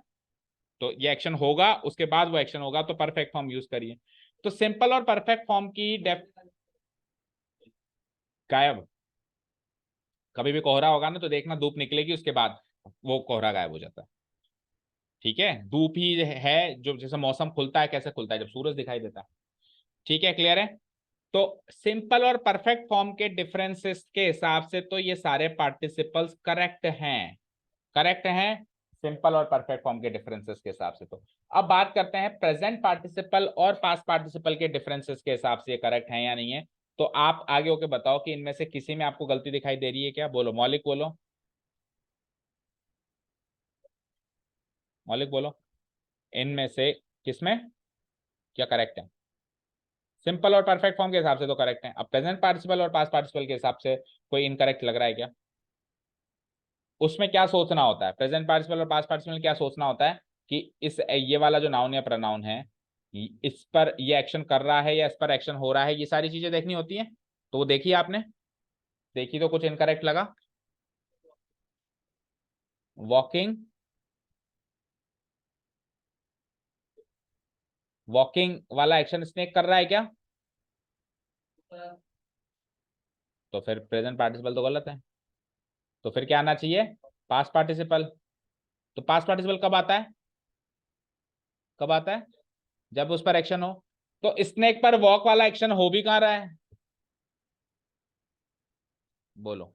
देखो, कोई नाउन या प्रोनाउन किसी एक्शन का या तो कर्ता हो सकता है या कर्म हो सकता है, ठीक है। लेकिन ऐसा भी तो हो सकता है कि उस एक्शन से वो किसी भी तरीके से रिलेटेड ही ना हो। फॉर एग्जाम्पल, मान लो रुद्र और मौलिक की लड़ाई हो गई, रुद्र मौलिक को पीट रहा है, तो पिटने के एक्शन में हम सब लोग तो ना तो करता है ना कर्म है, हम सब लोग तो देख रहे हैं तमाशा। तो ना तो हम पीट रहे हैं ना हम पिट रहे हैं, तो बीट वाले एक्शन में हम ना तो सब्जेक्ट बनेंगे ना ऑब्जेक्ट बनेंगे, आप में से कोई एक सब्जेक्ट बनेगा, ऑब्जेक्ट बनेगा। तो topic name is miss related participles, ये सारे के सारे गलत हैं। मिस रिलेटेड पार्टिसिपल्स, अगर अगर ये वाला एक्शन ये अगला नाउन या प्रोनाउन कर भी नहीं रहा है और इस पर हो भी नहीं रहा है, तो पार्टिसिपल ही मिस रिलेट हो गया। ना तो कर रहा है ना हो रहा है, ना तो स्नेक वॉकिंग, स्नेक थोड़ा ना मोटा हो गया था जो वॉकिंग करने आया था, और अगर कोई और वॉक कर भी रहा था, जो भी कर रहा था, उसका स्नेक पे थोड़ा कोई प्रभाव पड़ रहा था। तो वॉक वर्ब का ना तो स्नेक सब्जेक्ट है ना ही ऑब्जेक्ट है। ऊपर देखो, अब हाईलाइट हो रहा है टॉपिक का नाम, मिस रिलेटेड पार्टिसिपल। तो पहले तो हम देख लेते हैं कि सारे के सारे मिस रिलेट हुए हैं या नहीं हुए, और फिर देखेंगे इनको इंप्रूव करने का तरीका। तो देखो, ये वाला तो मिस रिलेट हो गया। वेट करने का काम क्या ईंट कर रही थी? कोई भी कर रहा था, उसका प्रभाव ईंट पे पड़ा। ऐसा थोड़ा कि मैं 10 घंटे वेट करूंगा तो ईंट गिर जाएगी, उसका प्रभाव उस पर थोड़ा, वो तो किसी और कारण से गिरी होगी ना। तो ईट जो है वेट करने के एक्शन की ना तो सब्जेक्ट है ना ऑब्जेक्ट है, तो मिस रिलेट हो गई। आगे चलते हैं। लेटने का काम क्या आंसू कर रहे थे? तो लेटने के काम में आंसू ऑब्जेक्ट भी नहीं बन सकता, ठीक है, नहीं बन सकता ना, सो मिस रिलेट हो गया। एंटर यानी अंदर घुसना, तो अंदर घुसने का काम क्या टेम्पल कर रहा था? क्या टेम्पल घुस रहा था? ना, कोई भी घुसे टेम्पल पर क्या प्रभाव पड़ रहा? कोई प्रभाव नहीं पड़ा। तो टेम्पल एंटर वर्ब का ना तो सब्जेक्ट बना ना ऑब्जेक्ट। और एक जगह रुद्र ने ये बात छेड़ी भी थी, मैंने मैंने दबा दी, क्योंकि मैं चाह रहा था कि सारे लोग दिमाग लगाएं, तो थोड़ी बहुत रुद्र ने दिमाग लगाया भी था। ग्रेस करने का काम भी थोड़ा ना कर रहे हैं। आपने इसने मजाक में कहा था कि सर हम थोड़ा ना चर रहे हैं, तो चरने का काम हम नहीं कर रहे हैं, कोई और कर रहा है। कोई भी कर रहा हो उसका प्रभाव वी पे थोड़ा ना पड़ेगा। बोलो, मान लो गाय चर रही है तो उसका प्रभाव वी पे थोड़ा ना पड़ेगा, उस चारे पे पड़ेगा, वो चारा होगा उसका ऑब्जेक्ट। तो वी तो ना चरने के एक्शन का सब्जेक्ट बना ना ही ऑब्जेक्ट, मिस रिलेट हो गया। होने का काम, रेनी डे होने का काम, बारिश के दिन होने का काम जॉन कर रहा है क्या? जॉन क्या बारिश का दिन कर रहा है क्या? तो किसी भी चीज का होना ना होने का कोई सब्जेक्ट ऑब्जेक्ट थोड़ा ना होता है। जैसे मैंने कहा आई एम ए टीचर, तो इसमें कोई इस एक्शन का कोई ऐसा ऑब्जेक्ट नहीं है, बस सब्जेक्ट हो सकता है, ऑब्जेक्ट तो हो ही नहीं सकता। तो जॉन ना तो रेनी डे कर रहा है और ऑब्जेक्ट तो किसी भी एक्शन का होने का हो ही नहीं सकता। भाई जो बी वर्ब वाला एक्शन होता है जिसमें किसी का कुछ होना बताया जाता है, उसका कोई ऑब्जेक्ट नहीं होता, उसमें तो बस सब्जेक्ट होता है। समझ गए? अगली चीज हमेशा कॉम्प्लीमेंट आती है। तो ऑब्जेक्ट तो हो नहीं सकता और जॉन खुद रेनी डे है नहीं, तो सब्जेक्ट भी नहीं है, तो मिस रिलेट हो गया। उगने का काम क्या फॉग कर रही है? तो सब्जेक्ट नहीं है। और सूरज उग रहा है तो इसका ऑब्जेक्ट, भाई मैंने कहा सन इज राइजिंग, तो इसका प्रभाव, इस एक्शन में इसका प्रभाव पड़ रहा है क्या किसी फॉग पे? ठीक है, देखो मेरी बात सुनो। मैंने कहा राम ने रावण को मारा, तो इस एक्शन में राम सब्जेक्ट है, रावण ऑब्जेक्ट है। उसके बाद रामायणा बन गई। उसके बाद कुछ लोग हैं जो राम को भगवान की तरह पूछने लग गए, कुछ लोग हैं जो राम से डरने लग गए, कुछ लोग हैं जो राम पर अभी भी ब्लेम करने लग गए। ये सारे इर्द गिर्द के एक्शंस हैं, ऐसे तो होते ही रहेंगे। तो सूरज उगा तो पूरा वर्ल्ड ही चलने लग गया, तो सारे के सारे एक्शंस उस एक्शन के ऑब्जेक्ट नहीं माने जा सकते। हम जो सेंटेंस कह रहे हैं उसमें सब्जेक्ट ऑब्जेक्ट चेक करना है। समझ गए क्या? वो तो इनडायरेक्ट एक्शंस हो रहे हैं, मतलब इनडायरेक्ट प्रभाव तो बहुत सारों में पड़ेगा, बहुत सारी चीजें होंगी, लेकिन मैं थोड़ा ना कहूंगा कि ये भी इसका ऑब्जेक्ट है, ये भी इसका ऑब्जेक्ट है, सर प्रभाव पड़ गया, प्रभाव पड़ गया, ऐसे नहीं। उस सेंटेंस को, उस सेंटेंस का सब्जेक्ट ऑब्जेक्ट को चेक करना है। इनडायरेक्ट तो वर्ल्ड में कुछ भी होता रहा है, उससे कोई फर्क नहीं पड़ना चाहिए। तो जो फॉग है इस एक्शन में, मैंने कहा सन उग गया, तो मैंने ऐसे थोड़ा ना कहा कि सन ने इसको मार डाला। सन ने इसको मार डाला तो जिसको मार डाला वो होता ऑब्जेक्ट। सन उग गया ये एक अकर्मक क्रिया है, इसमें कोई ऑब्जेक्ट नहीं है, तो फॉग जो है इसका ऑब्जेक्ट भी नहीं है। और फॉग थोड़ा ना होगा तो वो सब्जेक्ट भी नहीं है, तो हो गया मिस रिलेट। तो सारे के सारे पार्टिसिपल्स हो गए मिस रिलेट। अब मिस रिलेटेड पार्टिसिपल्स में क्या करा जाता है, ध्यान से सुनना। पहली चीज, अगर कॉमन एरर आ जाए, अगर कॉमन एरर आ जाए, जैसे मान लो मैं यहां से तोड़ दूं, यहां से तोड़ दूं, यहां से तोड़ दूं, सेंटेंस में मैं इस तरीके से तोड़ दूं उनको, तो कहीं से भी तोड़ दो आप, कहीं से भी, कहीं से भी तोड़ दो, हमेशा ए पार्ट में एरर मार्क करनी है। अगर पार्टिसिपल मिस रिलेट हो जाए तो हमेशा किस पार्ट में एरर, मतलब जिसमें वो पार्टिसिपल रखा हुआ है वो ए पार्ट में रखी हुई होगी, तो कौन से पार्ट में एरर आएगी हमेशा? आप कनेक्शन उसका अगले नाउन या प्रोनाउन से बिठा रहे हो वो बात ठीक है, लेकिन एरर उस पार्ट में नहीं मानी जाएगी, एरर पार्टिसिपल वाले पार्ट में मानी जाएगी, पहली चीज। अब सर इंप्रूव कैसे करें? तो इंप्रूव करने का तरीका है, पार्टिसिपल को वर्ब बना दो। अभी तो ये एडजेक्टिव है, अभी तो पार्टिसिपल क्या है, खुद एक एडजेक्टिव। और पार्टिसिपल को वर्ब पता है कैसे बनाते हैं? उनके साथ हेल्पिंग वर्ब्स को जोड़कर। जैसे कि अब देखो, वॉकिंग इन द गार्डन को मैं इंप्रूव कर रहा हूं। पहले तो मैंने देखा वॉक करने का एक्शन कौन कर रहा है, बताओ। वॉक करने का एक्शन कौन कर रहा है? वॉक करने का एक्शन कौन कर रहा है? ये हिम कर रहा है। ये हिम नाम का व्यक्ति वॉक कर रहा था, तभी तो सांप ने उसको काटा। तो मैं इसमें इस वॉकिंग से मैं एक सेंटेंस बना दूंगा, व्हेन, हिम से क्या बनेगा subject, he was walking in the garden is. अब ये सेंटेंस करेक्ट है, क्यों करेक्ट है सुनो ध्यान से। जब सेंटेंस की शुरुआत पार्टिसिपल से होती है तब ही उसका कनेक्शन कोमा के अगले नाउन या प्रोनाउन से बिठाया जाता है, लेकिन सेंटेंस की शुरुआत पार्टिसिपल से करो ही मत, तो इसका कनेक्शन इससे बिठाएंगे नहीं, अब तो ये दो अलग अलग सेंटेंस हो गए। When he was walking in the garden a snake bit him, तो इसका इससे कनेक्शन नहीं है, इसका इससे कनेक्शन नहीं है। वॉकिंग भी इस एक्शन इस वाले सेंटेंस की एक क्रिया है, और बिट इस वाले एक्शन की इस वाले सेंटेंस की क्रिया है। दो अलग अलग सेंटेंस बना दिए मैंने। पहले वो एक अकेला सेंटेंस था, पहले वो क्या था, एक अकेला सेंटेंस जिसकी शुरुआत पार्टिसिपल से हो रही थी। तो पार्टिसिपल से शुरुआत हो रही थी, तो वो पार्टिसिपल का कनेक्शन किससे बिठाना था, कॉमा के अगले वाले नाउन या प्रोनाउंस। मैंने सेंटेंस ही दो बना दिए। तो इस तरीके से इसको इंप्रूव किया जाता है। चलो सेकंड वाले को इंप्रूव करना जरा। Waiting for a bus a brick fell on to his head.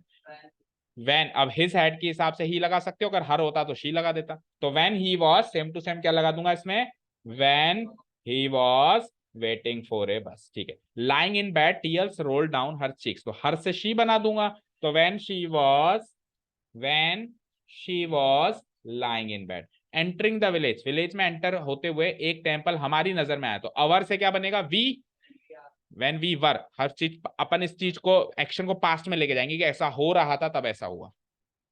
ठीक है ना, क्यों, क्योंकि देखो सिंपल सी बात है, आगे अब ये टेंस का मैटर है, आगे हर चीज पास्ट में चल रही है। ये पास्ट, ये पास्ट, ये पास्ट, ये पास्ट, ऐसा हुआ ऐसा हुआ ऐसा हुआ, तो वो भी हो रहा था हो रहा था हो रहा था। ठीक है, वो हो रहा था इसलिए ऐसा हुआ, या वो हो रहा था तब ऐसा हुआ। ठीक है, क्लियर है। करो इसको इंप्रूव करो फटाफट। When we were entering the village, graze करने का काम कौन कर रही थी, गाय। तो when a cow was grazing in the field. Rainy day कौन है, अब रेनी डे करने का एक्शन कोई नहीं कर रहा है यहाँ पे, तो इसको सिंपली हम लिख सकते हैं when it was a rainy day. अब इंप्रूव करने के तरीके बहुत सारे हो सकते हैं, आपको कुल मिला के उससे सेंटेंस बनाना है। उससे आपको क्या करना है, सेंटेंस, करेक्ट सेंटेंस बनाना है, मतलब पार्टिसिपल को वर्ब में कन्वर्ट कर देना है। ठीक है, देखो वॉकिंग अकेला आए तो पार्टिसिपल है, लेकिन वॉकिंग से पहले वॉज वॉकिंग आ जाए तो अब ये क्रिया है, helping verb plus main verb है या नहीं है, नहीं हटेंगे क्यों। तो बीइंग वर्ब को हम वॉज के साथ कैसे, मुझे एक चीज बताओ, इधर देखो स्क्रीन पे, या तो आप आईएनजी फॉर्म यूज करोगे, या तो आप क्या यूज करोगे, आईएनजी, या फिर आप सेकंड फॉर्म यूज करोगे, ऐसे ही तो करोगे। तो अगर मैंने बी वर्ब की सेकंड फॉर्म यूज कर दी, तो अब दोनों फॉर्म कैसे यूज करूंगा। और यहाँ पे जो ये वॉकिंग वेटिंग है, ये तो मेन वर्ब है, और इनके साथ में इनके ये साथ ये हेल्पिंग वर्ब है।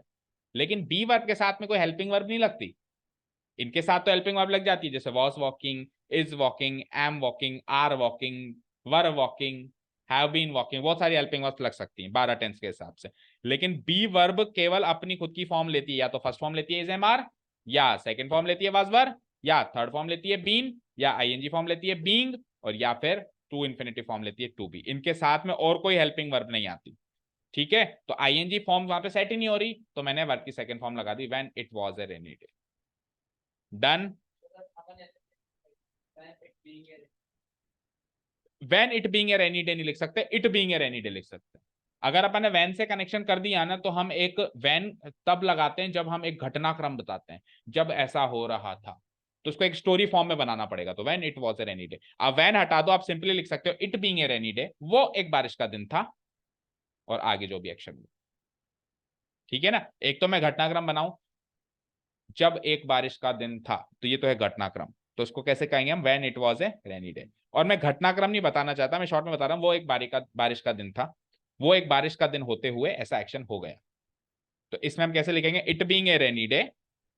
अब बीइंग का कनेक्शन इट से होगा, ना कि उससे होगा, जॉन से होगा। पहले तो बीइंग का कनेक्शन हम जॉन से बिठा रहे थे, क्योंकि शुरुआती पार्टिसिपल से कर रहे थे। कुल मिला के सिंपल सी बात है कि शुरुआत पार्टिसिपल से नहीं करनी होती है, मिस रिलेटेड पार्टिसिपल से। पीछे और आगे कुछ सेंटेंस जोड़ दो, ताकि सेंटेंस की स्टार्टिंग पार्टिसिपल से ना होके किसी और से हो जाए, तो वो जो पार्टिसिपल है वो उस वाले सेंटेंस में एक्शन का काम करेगा, वर्ब का काम करेगा।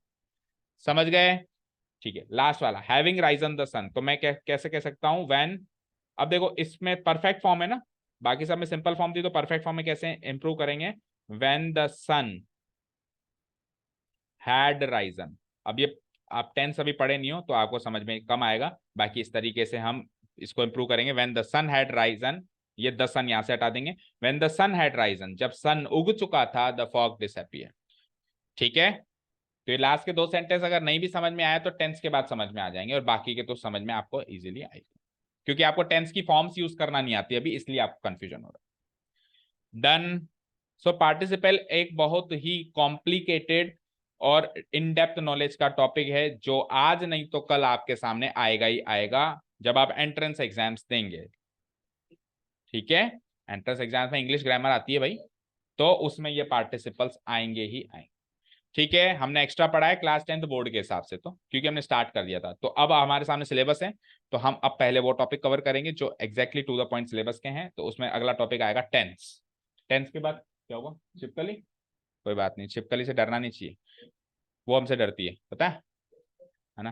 तो अगला टॉपिक रहेगा टेंस। टेंस के बाद रहेगा subject verb agreement. Subject verb agreement के बाद रहेगा आपका डायरेक्ट इनडायरेक्ट स्पीच, फिर मॉडल। हाँ एग्रीमेंट, वही सब्जेक्ट वर्ब कॉन्कर्ड सब्जेक्ट, ये हम टेंस के बाद लेंगे सब्जेक्ट वर्ब वाला। तो अब नेक्स्ट क्लास जब भी होगी वीकेंड पे, तो हम टेंस स्टार्ट करने वाले हैं।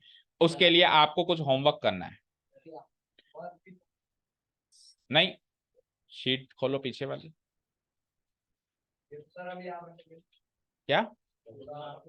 ये मैं ग्रुप में देता हूँ। एक हफ्ते के अंदर अंदर ये शीट याद होनी चाहिए, मतलब नेक्स्ट टाइम जब भी क्लास होगी। अरे लास्ट ही लास्ट, बिल्कुल एट द, हाँ टेंस का इजी है वैसे तो, 2-3 बार रीडिंग लगाओगे तो कर लोगे। ये आप देखो, अगर आप ये काम करके आओगे तो हमारा वो कोर्स थोड़ा सा जल्दी चलेगा, नहीं तो फिर बार बार में छोटी छोटी चीजें बतानी पड़ेगी तो थोड़ा सा लेट होंगे, वो आप पे डिपेंड करता है ना।